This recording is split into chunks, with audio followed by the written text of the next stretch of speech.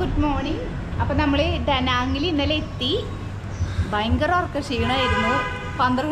ഒരു 11 മണിയൊക്കെ ആയിട്ടാണ് നമ്മൾ എഴുന്നേറ്റ്. ഇപ്പോൾ ദേ റെഡിയായി. നമ്മളിപ്പോൾ ബ്രേക്ക്ഫാസ്റ്റ് കഴിക്കാനായിട്ട് പോവാണ്. ഇന്ന് വളരെ ചിൽ ഡേ ആണ്, ഒരു പരിപാടിയില്ല. അതായത് നമ്മളെ റഷ് ചെയ്ത് നമ്മളിപ്പോൾ ജോലിക്ക് വന്നതാണോ അതോ റിലാക്സേഷന് വന്നതാണോ എന്നുള്ള ഡൗട്ടായി. അടിച്ചിട്ടാണൊക്കെയാ ഉറങ്ങണത്. അപ്പോൾ ഇന്ന് നമ്മൾ ഭയങ്കര സ്ലോലി സ്റ്റാർട്ട് ചെയ്യാന്ന് വിചാരിച്ചു.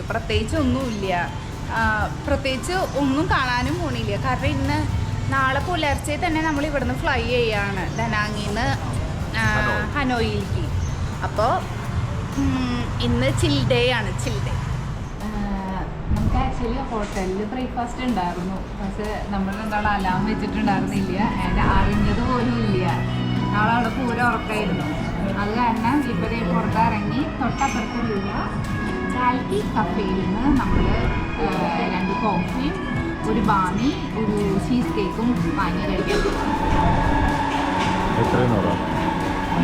ഇത് എത്രയും ഫുള്ള് കഴിക്കാൻ വേണ്ടിയിട്ട് 1,83,000 ഡോങ്ങാണ് നമുക്ക്. So around like $10.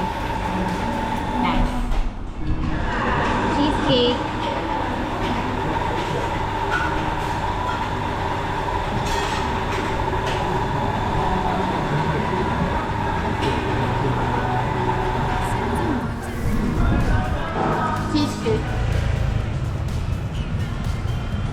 നമ്മളിപ്പോൾ സ്റ്റേ ചെയ്യുന്ന ഹോട്ടലാണ് ഈ ഹോട്ടൽ.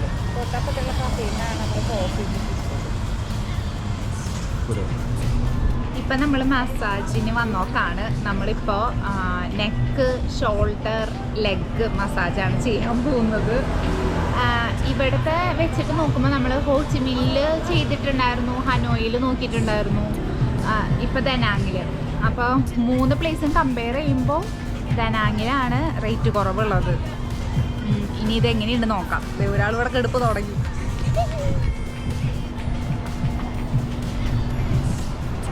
അങ്ങനെ നല്ലൊരു മസാജ് കിട്ടി അല്ലേ? അയ്യോ, അവരെന്നെ ഇടിച്ചു പിഴിഞ്ഞു.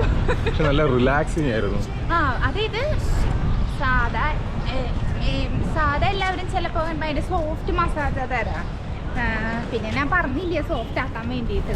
അപ്പം എനിക്ക് നല്ല എൻ്റെ മസിലൊക്കെ എനിക്ക് മനസ്സിലായി. അവർ ഇടിച്ച് പിഴിഞ്ഞ് ഫ്ലെക്സിബിൾ ആക്കി ഇങ്ങനെ വിട്ടിട്ടുണ്ട്. പക്ഷെ നല്ല സുഖം കഴിയുമ്പോണ്ടല്ലോ.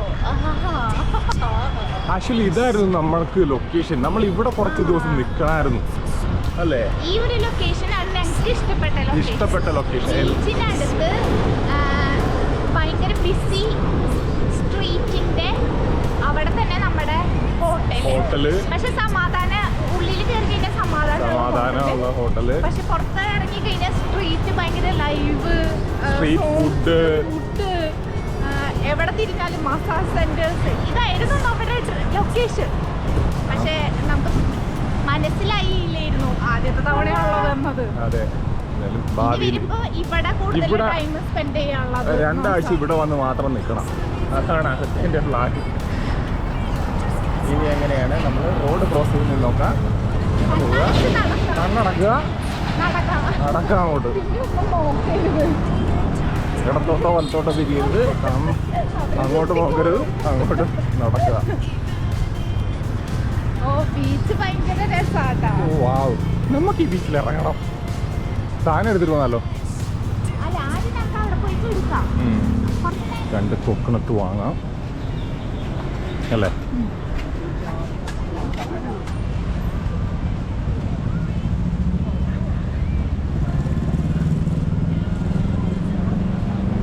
നമ്മളിപ്പോ ഉള്ളത് മയാൻ ബീച്ചിലാണ്. നമ്മൾ താമസിക്കുന്ന ഹോട്ടലും ഈ ബീച്ചും തമ്മിൽ ഭയങ്കര അടുത്താണ്. അപ്പോൾ ഇപ്പോൾ കരിഞ്ഞ ചൂടാണ്, അതുകൊണ്ട് നമ്മൾ അധികം സ്റ്റേ ചെയ്തില്ല. ഇപ്പോൾ ഉച്ചക്കലത്തെ ഫുഡ് കഴിക്കാൻ പോവാണ്. അതിന് ശേഷം ഒരു 5 മണി ഒക്കെ ആകുമ്പോൾ തിരിച്ച് വന്ന് വെള്ളത്തിൽ ചാടാനുള്ള പ്ലാനാണ്.